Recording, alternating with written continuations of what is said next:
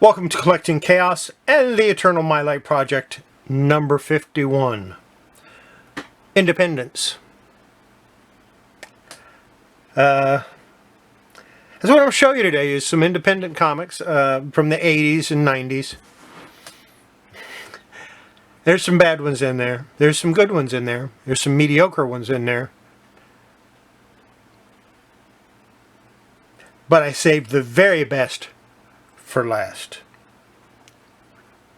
So if you want to see what independence I picked out, keep watching.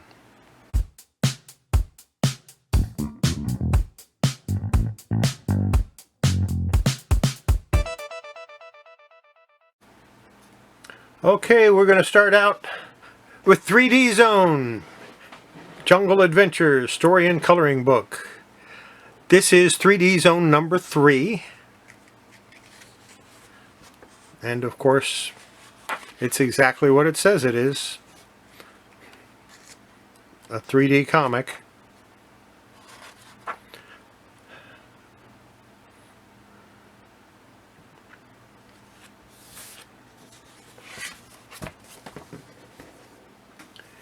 And then we've got 3D Zone number 4, featuring Electric Fear, and this one actually has some color in it. But there's the 3D part towards the end.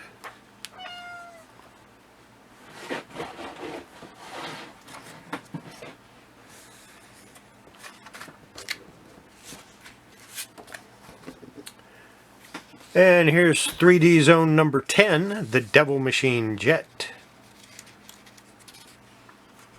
And this one has the glasses, which is always a good thing.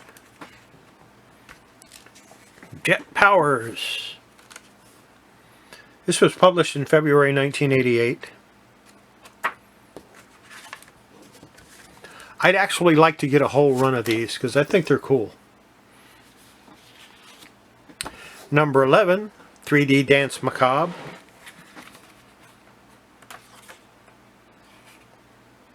Little skull down here.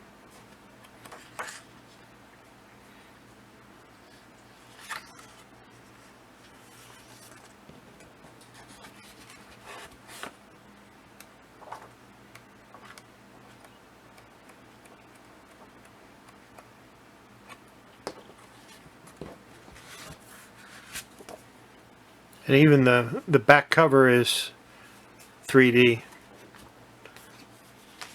And then I have number 17, Thrilling Love. It also has the glasses. Jack Kamen and Al Feldstein.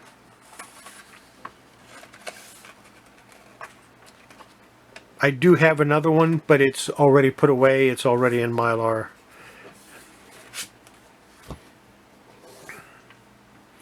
It has a Dave Stevens cover. What did you expect? Here's the Twisted Tantrums of the Purple Snit. Now this cover has a lot of neat things on it. You got Snit Suds that she's 100% brew.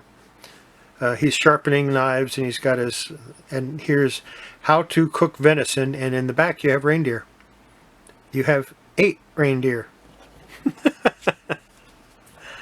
I used to get, I get a kick out of this book. It's not that great, but yeah. This is the only one I've ever had. I'd like to get more. Now we get to some of the bad. L.A. Raptor, number 1. This was for mature readers. From 1995, Morbid Graphics.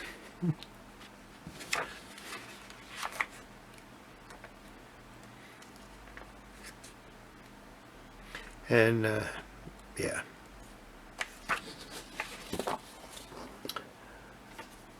From Harris Comics, here's Panther. And this was actually a Vampirella comic. But I didn't care for this era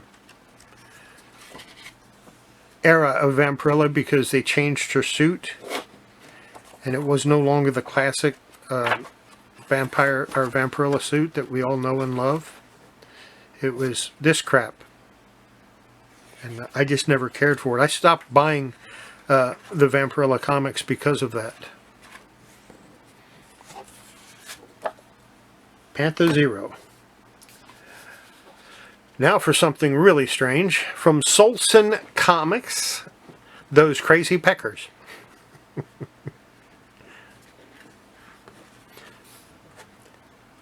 Solson was one of those publishers that you never knew what you were going to get when you bought something of his. On the other hand, the one big claim to fame for Solson is the fact that Jim Lee's first published art was for Solson Publications. He was an inker. Here's Theowen, The Adventures of Theowen, #1. It's supposed to be a 3-issue limited series. I have only ever seen #1. I've never seen any of the others. I don't know if they were ever published. It's not that great. I like the cover. It's not perfect, but I do like it. And the interior art is okay. I got a kick out of it.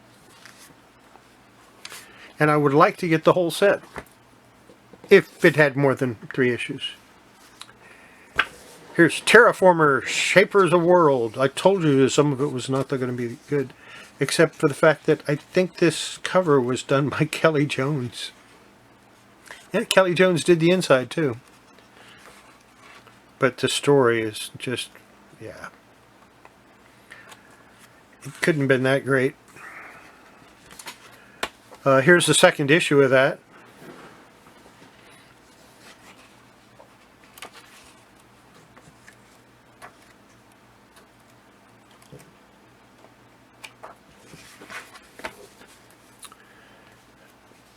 Now I'll show you something good. Here's Jack Kirby's Teen Agents #1. This was a 4-issue mini-series. It supposedly had cards inside. I probably have the cards somewhere. I have no idea where.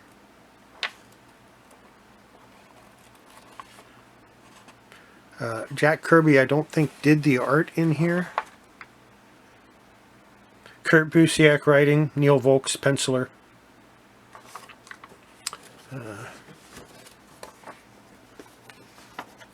Here's #2.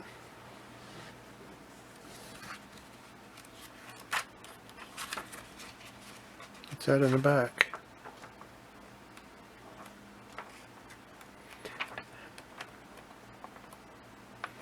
Pretty good stuff. Here's #3, and I've never had #4. Enter Liberty Project.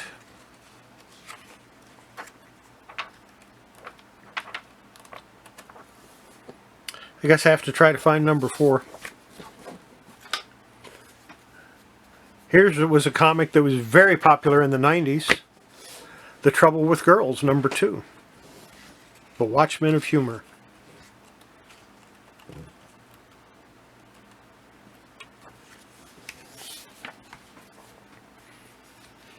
And here's #3.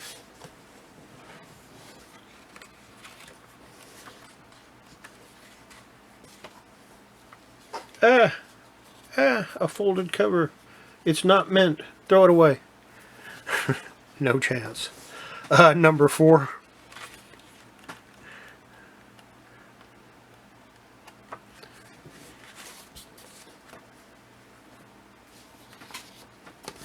And #5. I don't know how many issues this went. I know there were more than 5. But I have no idea how many. And here's New Age Comics. This was an advertising zine for coming from Vortex. Warp Graphics, Kitchen Sink, Renegade Press, Comics Interview, Ripoff Press, Wonder Warthog and the Battle Titans, Fantagraphics,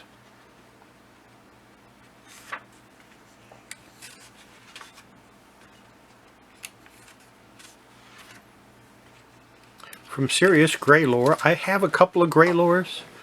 I kind of liked it. I liked the artwork in it, but I had never had number 1, so I never read it. And I have 2 of those, by the way. And I also have 2 Mythography number 2s. This was a good anthology series. I really enjoyed it. Unfortunately, I never could seem to get them. I ordered them and they would cancel my orders and resolicit, and I would miss the resolicitation, and so I only have like number 2 and number 3.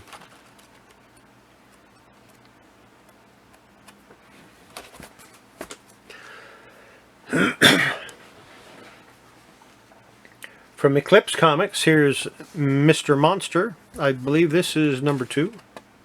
Doc Stern, Mr. Monster, number 3, excuse me. This is from October 1985.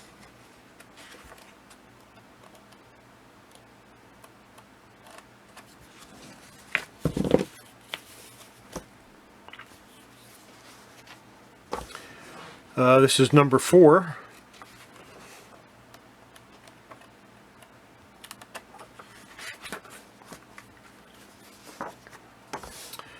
Number 5.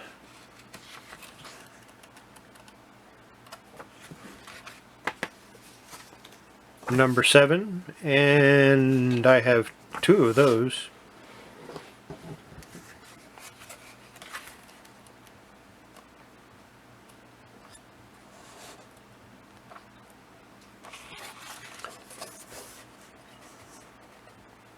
Shows how to design a 3D glasses. They wouldn't be very difficult to make, really. And Mr. Monster Super Science Atom Age Sci-Fi number 1. Victory. Story and art by Bob Powell.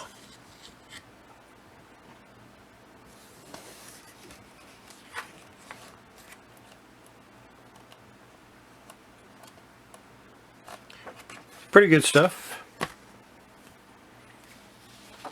And here's the Dark Horse, Doc Stern's Mr. Monster. Volume 2, Number 2, April 1988.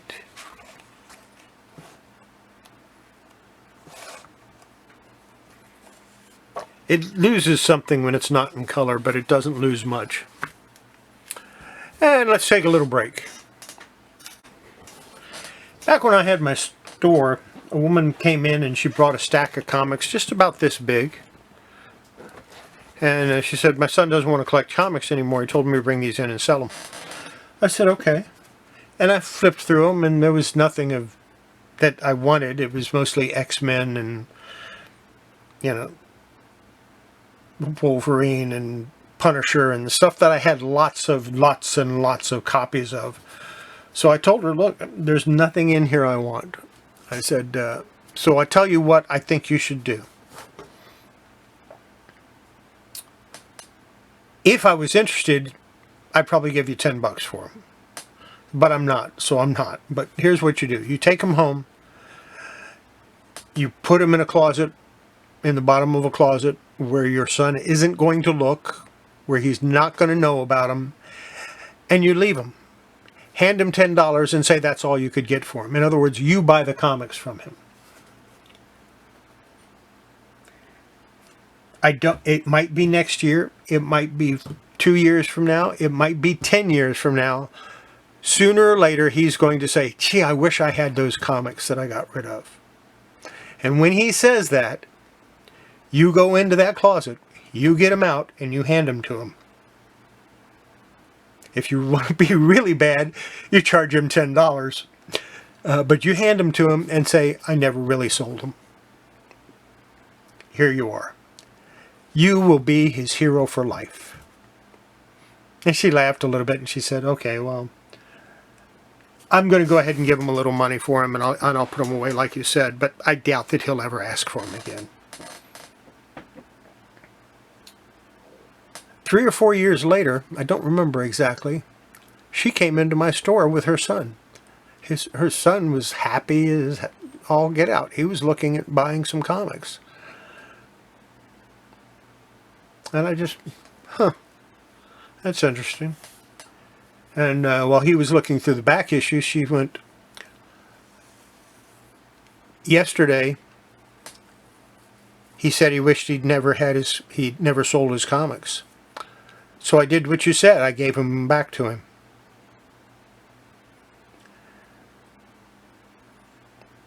It's the best thing I've ever done for that boy. And she thanked me. And they promptly dropped about $75. So that was a double thank you, I think. But that's just a little feel-good story. If you're a parent and you have a child that collects comic books and all of a sudden he decides he doesn't want them, don't throw them away. Don't let him throw them away. Put them away until such time as he's lamenting not having them. And you'll be like a god to him. Let's get back to looking at comics. Wasn't really anything spectacular in that first batch, and looks like the second half is pretty much the same kind of thing. I promise there's a couple of good comics in here, though. We're going to start off with Samurai Squirrel, Master of the Sword, #1.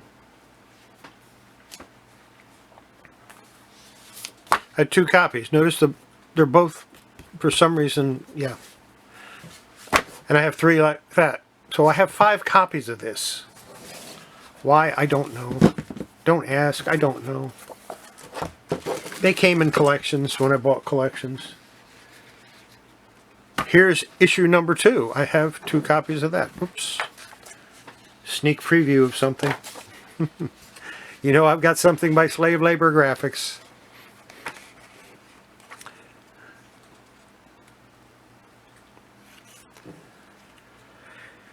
I don't know. Published 8 times a year by Spotlight Comics. I don't know if there was ever any more than 2. Some of these are hard to find out about because things like this aren't in the Overstreet Guide. A lot of independents aren't in there. Here's Samurai Penguin, #1 from Slave Labor Graphics.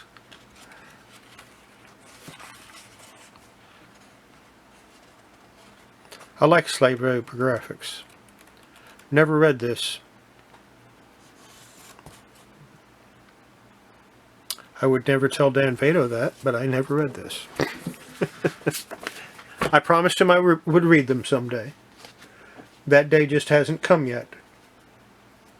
Here's 4 copies of #2. And he used to come into the store once in a while.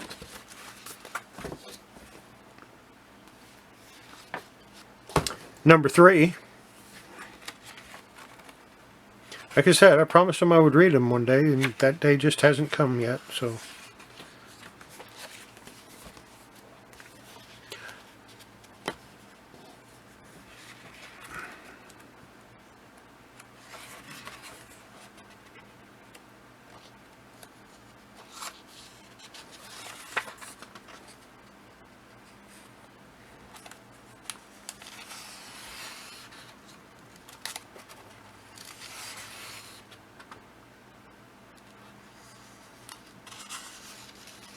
Borax the Bear. That's #4. Here's #5. Couple of copies of #6. And #7. Dan Vado, if you happen to see this video, I'm still going to read them one day. The day just hasn't come yet. These were published. This #5 was July 1987. I really am going to read them one day.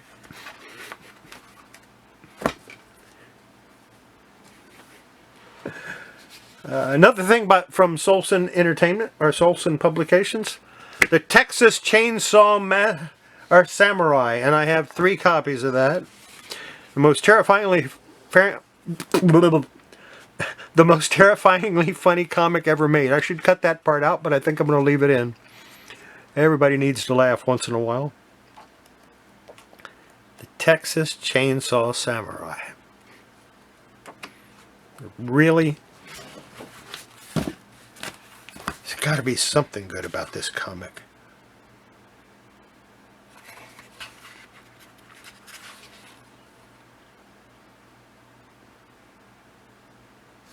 I don't know.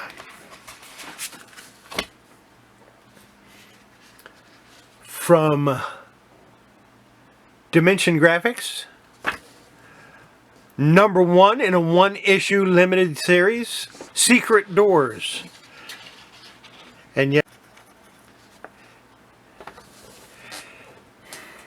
yes, it's Secret Doors. It is a spoof of Secret Wars. It is funny. It's so stupid you would not believe it, but it is funny. If you get a chance to pick one up, yeah, go for it. Why not? Then I have Seduction of the Innocent. Murphy Anderson cover art there. Really nice. These were reprints, and I'm not going to go through and show you. I'll show you the issues I have. #2, #3, #4, and #5. So I don't have #1 or #6. That is going to go on my list of comics to get for next year. That red that's on those first 3 issues, actually it's on all 4 of them. I have no idea where it came from or why it's there. I know it's annoying and I don't like it, but can you do?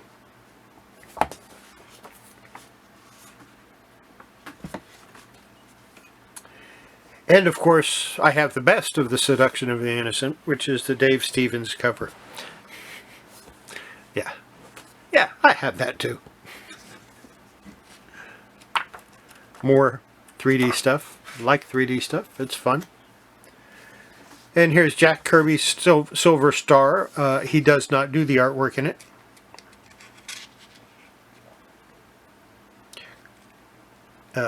James Fry does the art. Kurt Busiek does the story. But Jack Kirby created the character, so good stuff. Red Fury from High Impact. This is, yeah. I just wanted to show you some of the weird stuff that came out in the 90s. Here's a comic that was totally rejected by my customers. Rejects. I have 5 of the 6 copies that I originally ordered. I have 2 of the 3 variants that I ordered. And I have the Wizard Special Edition still that I ordered. So of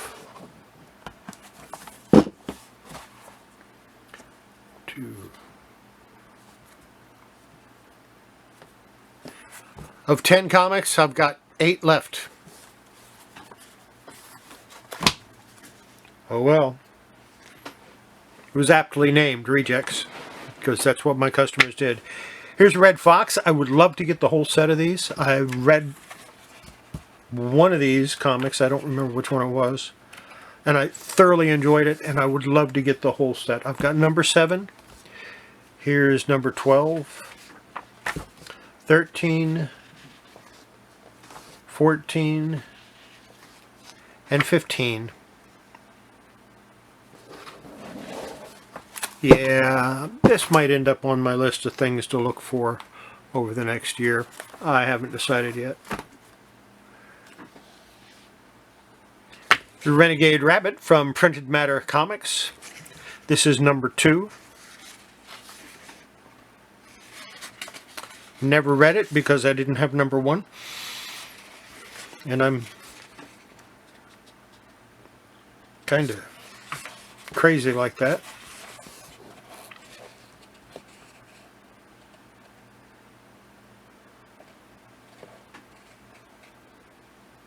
Blazing Celery.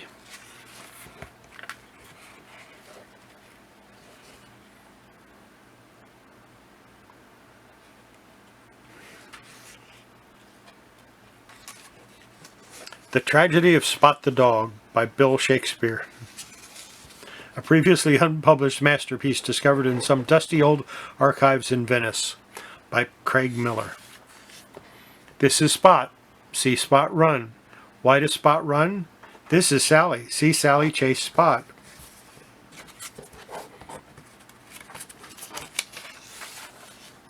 Sally is mean. Sally has a bottle of spot remover. Spot is trapped. Nowhere to run. Sally opens the bottle. Run, Spot, run. Sally splashes Spot. Spot is very sad. Sally shouts, out, damned Spot. This is Sally's mother. She says, Sally, doggone it, are you teasing the dog again?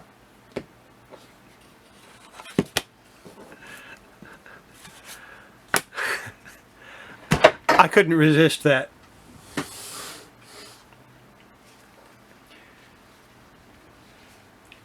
Here's a couple of copies of Razor Gothic #1. I have quite a few of Everett Hartsell's Razor comics. This was published by London Knight. The back half of it's advertising. The front half of it's story.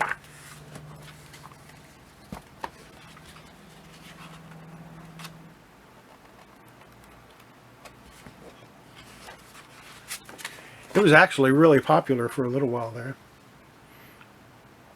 Are you ready? I've only got 2 comics left. I said they were going to get better. Raphael, #1. Of course, it's only a second print. I thought I had the first print. Turns out I didn't. I only had the second print.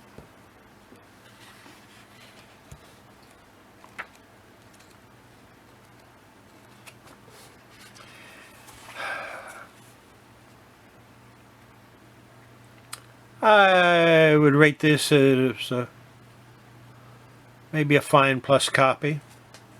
With the press, I would say it's a fine plus copy.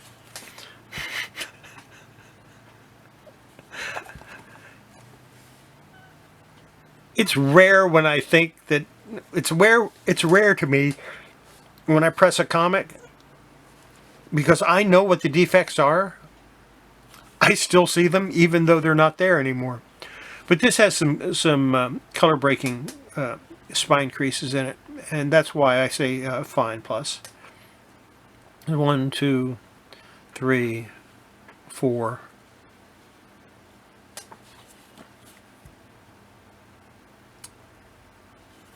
Good stuff. It's still an expensive book, but I'm not going to get it graded. I'm going to put it in a Mylar. If it's good enough for the Smithsonian, it's good enough for me. One more comic. I saved the best for last. And you're thinking, better than Raphael? Oh yeah. Oh yeah. It's Dia de los Muertos. Day of the Dead by Sergio Aragonés. It just doesn't get better than Sergio. I'm sorry. He makes me laugh. Both the times that I have met him, he has made me laugh in person. He's a funny guy. And his art and his stories make me laugh. It doesn't matter if it's a drawn-out drama in the edges of Mad Magazine, or Gru, or some of the stuff he did for DC or Marvel or Dark Horse. It doesn't matter. He makes me laugh. And that is why I consider this the best of all the independents I showed you today. You have the right to disagree with me. You even have the right to put that in the comments. And I'll still answer respectfully. So that's going to be it. That's pretty decent video there. And we'll make sure that you wash your hands before you handle your comics. It's good for the comics. It's good for your health. And we'll see you next video. Bye.